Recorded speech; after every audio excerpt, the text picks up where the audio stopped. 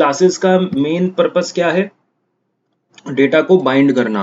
Bind का मतलब होता है कि डेटा को अलग अलग जगहों पे स्टोर करने की बजाय एक क्लास के अंदर स्टोर कर दो। तो क्लास के अंदर क्या क्या आ सकता है?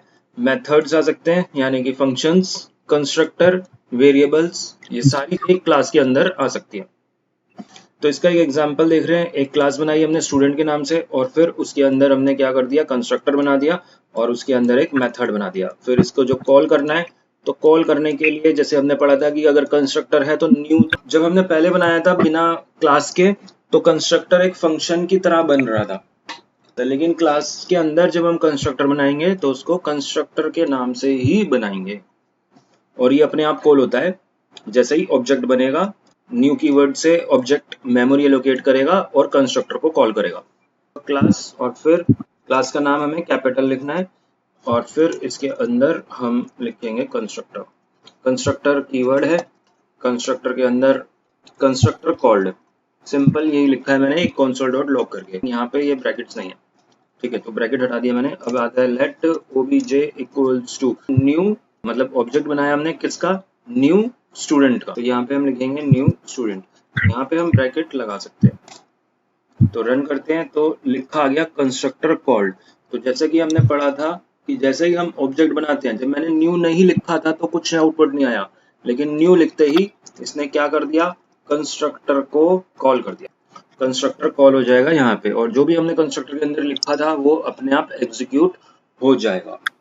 अच्छा, अब कंस्ट्रक्टर पैरामीटराइज्ड भी हो सकता है। ये जो कंस्ट्रक्टर है ये विदाउट पैरामीटर है, हमने कोई पैरामीटर पास नहीं किया यहाँ पे। अगर हमें पैरामीटर पास करना है तो इसके अंदर हम आर्ग्यूमेंट दे सकते हैं। यहाँ पे मैंने लिख दिया कोड जीएस। तो जीएस की जो वैल्यू है वो कहाँ जाएगी? इस कंस्ट्रक्टर में जाएगी। इसका नाम मैंने लिख दिया यहाँ पे सब्जेक्ट, और इस सब्जेक्ट को हमें प्रिंट करवाना है। तो कैसे करवाएंगे? सब्जेक्ट लिख के, लेकिन रन करके देखते हैं तो यहाँ पे JS भी प्रिंट हो गया है। अब मैं क्या करना चाहता हूँ कि ये जो मैसेज, ये जो वेरिएबल है, इसको मैं एक फंक्शन के अंदर, क्लास के अंदर अगर हम फंक्शन बना रहे हैं तो उसको हम मेथड बोलेंगे। फंक्शन, और उसके अंदर यहाँ पे फंक्शन का नाम डिस्प्ले, और डिस्प्ले के अंदर ब्रैकेट्स के अंदर कुछ नहीं है, console डॉट लॉग ही करते हैं, फंक्शन कॉल्ड। अच्छा, यहाँ पे कह रहा है कि भाई फंक्शन कीवर्ड यहाँ पे नहीं आता, क्योंकि ये जैसे मैंने बताया था कि ये मेथड है। तो यहाँ पे हमने वो हटा दिया और इसको डिस्प्ले को कर दिया फंक्शन कॉल। तो यहाँ पर कैसे कॉल करेंगे इस फंक्शन को?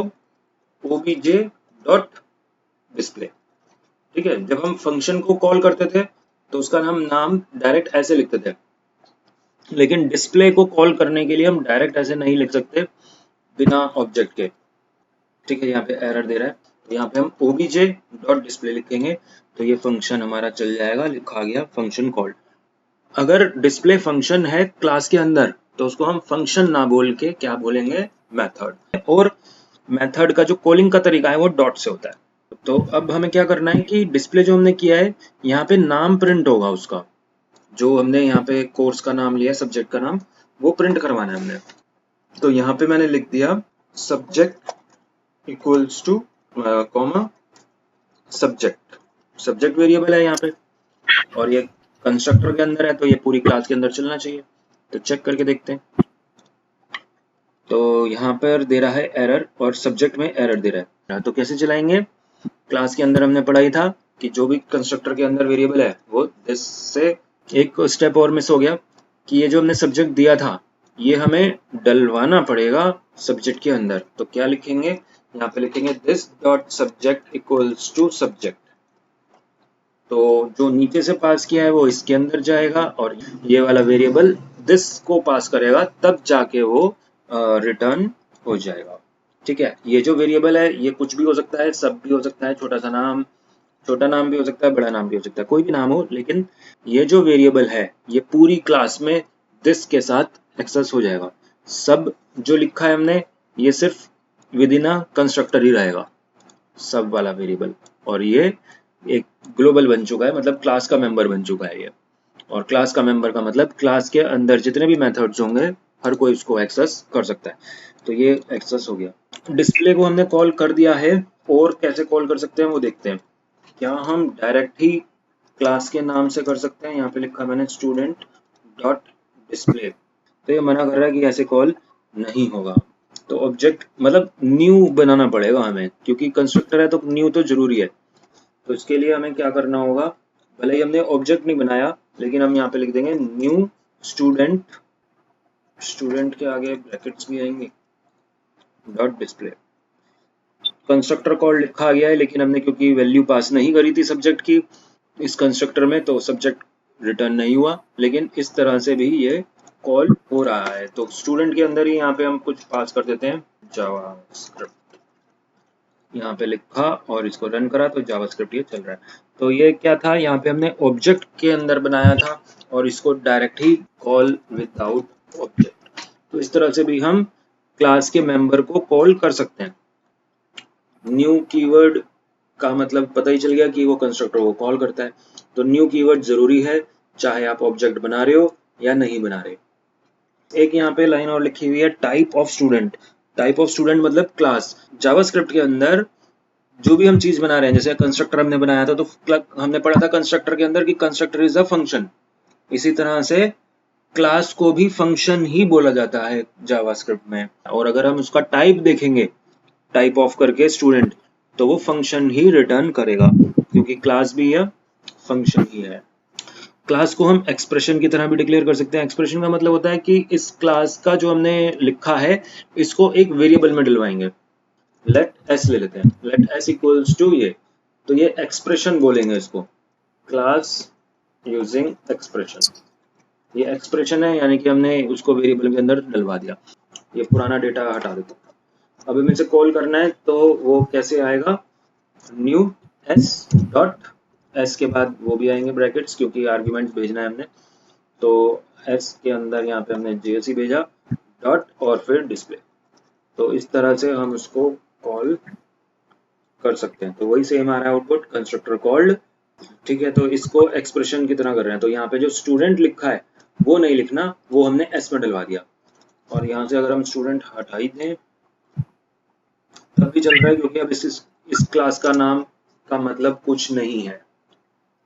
और एक और एग्जांपल देखते हैं कि अगर मैं यहाँ पे कंस्ट्रक्टर 2 बार लिख दूं तो क्या ये चलेगा, चेक करते हैं। नहीं, अ क्लास में हैव ओनली वन कंस्ट्रक्टर। तो यहाँ पे लिखा हुआ है कि एक क्लास के अंदर एक ही कंस्ट्रक्टर बना सकते हैं, भले ही हमने उसका आर्ग्यूमेंट्स अलग अलग कर दिए, तो वो पॉसिबल नहीं है। कंस्ट्रक्टर एक ही बनेगा। हाँ, मेथड्स बना सकते हैं हम कितने भी। तो स्क्वायर बना दिया। अब यहाँ पे console डॉट लॉग करवा देते हैं और उसके अंदर स्क्वायर निकालो। इसका निकालना है स्क्वायर, यहाँ पे पास करवाओ उस वैल्यू को, यहीं पे करवा देता हूँ मैं स्क्वायर के अंदर। विद आर्ग्यूमेंट बना रहे हैं तो यहाँ पे लिया हमने n और यहाँ पे लिख दिया n इंटू n, रिटर्न कर दिया। अब अगर हमें स्क्वायर को कॉल करना है तो यहाँ पे हम लिखेंगे, लेट करके लिखते हैं इस बार, let a equals to nu s bracket के अंदर, यहाँ पे तो कोई वैल्यू पास करनी है जो कि कंस्ट्रक्टर में जाएगी, और फिर डॉट स्क्वायर, और स्क्वायर के अंदर 5, मतलब कोई नंबर पास किया है। तो यहाँ पे 25 लिखा गया उसका स्क्वायर। और कंस्ट्रक्टर के अंदर ही हम ग्लोबल वेरिएबल का कंसेप्ट यूज करते हैं। जैसे मान लो हमें आर्ग्यूमेंट नहीं पास करना, सिंपल एक वेरिएबल लेना है, तो यहाँ पे हम लिख देंगे this dot A equals to 10। तो यहाँ पे एक वेरिएबल है, तो अगर हमें यहाँ पे ए को प्रिंट करवाना है या ए का क्यूब निकालना है तो उस तरह से लिख सकते हो। तो यहाँ पे हमने क्यूब निकालना है और n की जगह a, और यहाँ पे क्यूब, और यहाँ पे a इंटू a। यहाँ पे a देने की जरूरत नहीं, क्योंकि वो तो अपने आप ही ले लेगा। बस हमें यहाँ पे दिस डॉट a लिखना होगा, क्योंकि वो क्लास का a है। क्लास का मेंबर को दिस डॉट a से एक्सेस करेंगे। तो 3 बार लिखा हमने और इसको कॉल करते हैं। न्यू एस क्लास का नाम है, ब्रैकेट में आर्ग्यूमेंट्स देने हैं कोई भी वैल्यू कंस्ट्रक्टर को कॉल करने के लिए, और यहाँ पे क्यूब को कॉल किया विदाउट आर्ग्यूमेंट। तो क्यूब इक्वल्स टू 10 का क्यूब। अब आते हैं हम गेट और सेटर। गेटर और सेटर इन क्लास, मतलब गेट और सेट मतलब होता है डेटा को सेट करना, मतलब होता है असाइन करना, उसके अंदर वैल्यू असाइन करना, स्टोर करना। वो क्या करता है, सेट काम करता है। और गेट मतलब होता है डिस्प्ले करवाना, हमें वैल्यू क्या है उस वेरिएबल में वो प्रिंट करवानी है, यूज करनी है उसको, तो हम क्या करेंगे, गेटर यूज करेंगे। तो ये जो प्रोग्राम है इसमें हमने गेट और सेट किया है क्लास के वेरिएबल को, जो हमने नीचे से पास किया है वो कंस्ट्रक्टर में जाएगा और उसको हम क्या करेंगे, गेट और सेट करेंगे। इसका नाम कैपिटल से देंगे, डेमो, और इसके कर्ली ब्रैकेट्स में मेथड का नाम मैंने मेथड 1 ही लिख दिया, मेथड 1, और इसके अंदर लिखा मैंने मेथड कॉल्ड लिख दिया। इसको कॉल करने के लिए न्यू डेमो डॉट मेथड 1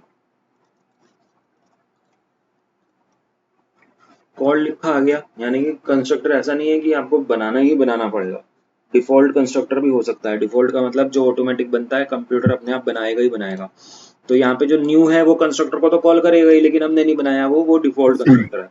तो हमने बिना कंस्ट्रक्टर बनाए भी क्लास बना सकते हैं। अब हम क्या कर रहे हैं, गेट और सेट कर रहे हैं। गेट और सेट तो कंस्ट्रक्टर बनेगा ही बनेगा कंस्ट्रक्टर, ठीक है। तो कंस्ट्रक्टर, यहाँ पे हमने एक वेरिएबल लिया सब्जेक्ट, और इसके अंदर एस ले लेते हैं, और इसके अंदर हमने लिखा this dot subject equals to S. S की वैल्यू हमने सब्जेक्ट में डाल दी। और ये मेथड नहीं बनेगा, अब हम यहाँ पे क्या बनाएंगे, गेट और सेट बनाएंगे। गेट क्या करता है, वैल्यू को डिस्प्ले करवाता है, और सेट क्या करता है, सेट करता है वैल्यू को असाइन करता है, मतलब उसके अंदर वैल्यू डाल देगा।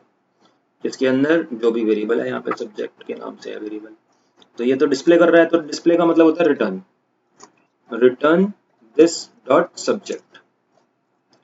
और ये असाइन करेगा वैल्यू, यानी कि सेट करेगा।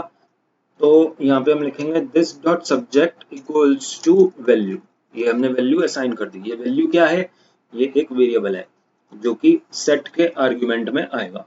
कॉल करते हैं एस के अंदर, यहाँ पे मैं पास करूंगा, मेथड 1 तो है ही नहीं, यहाँ पे हटा देते हैं। तो यहाँ पे जब मैंने लिखा जेएस, तो ये इसके अंदर जाएगा, मुझे उसको प्रिंट भी करवाना है, तो इसको एक वेरिएबल में डलवा, let OBJ equals to this, और यहाँ पे हम लिखेंगे ओबीजे डॉट है सब्जेक्ट। तो यहाँ पे हम क्या कर रहे हैं, इस वेरिएबल को प्रिंट करवा रहे हैं।